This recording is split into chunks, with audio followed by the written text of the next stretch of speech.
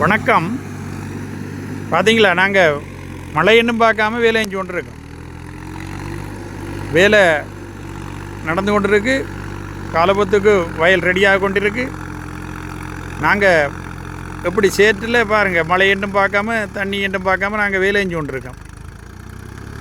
அப்போ தான் விவசாயிக்கு தான் நிலை.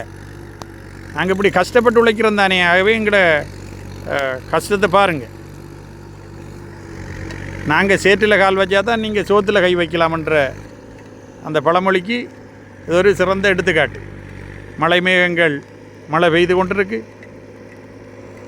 நாங்கள் உழவு வேலையை செய்து அடுத்த விடயம் என்னென்னா எங்களுக்கு விதைப்பு தான்.